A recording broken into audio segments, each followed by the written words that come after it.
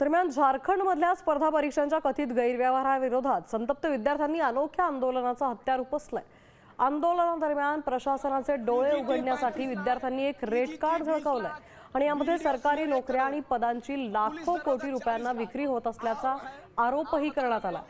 या संतप्त प्रकारामुळे राज्यभरात खळबळ उडाली आहे। जीटी 35 लाख और बहुत है, अब क्या चाहिए, लाख में क्या चाहिए। तो यहाँ दरम्यान या विद्यार्थ्यांनी दाखवलेलं भ्रष्टाचाराचं रेड कार्ड नेमकं कसं आहे पाहूयात ग्राफिक्सच्या माध्यमातून। सहाय्यक आचार्यासाठी 15 लाख रुपये,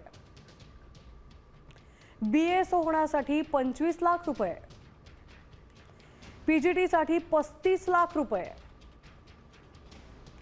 20 लाख रुपये TGT होण्यासाठी, BDO CO साठी 1 कोटी रुपये, पोलीस उपनिरीक्षक पदासाठी 40 लाख रुपये।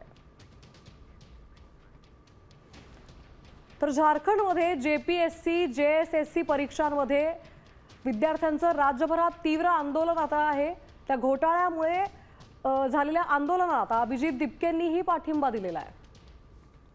झारखंड लोकसेवा आणि कर्मचारी निवड आयोग परीक्षांमधील कथित गैरव्यवहाराविरोधात विद्यार्थ्यांनी तीव्र आंदोलन छेडलेलं आपण पाहिलंय आणि कॉकरोच जनता पार्टीचे संस्थापक अभिजित दिपके यांनी आंदोलक विद्यार्थ्यांशी संवाद साधलाय आणि त्यांना पूर्ण पाठिंबा जाहीर केलाय।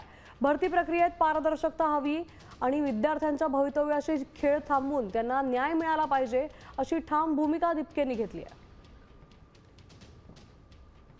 आप हमारे समर्थन में रहे, जो भी मांगे हैं डिमांड से मेरे भैया ने पूरी तरह जितने भी आप लोग स्टूडेंट्स झारखंड में प्रोटेस्ट कर रहे हो, हम पूरी तरह आपके साथ है।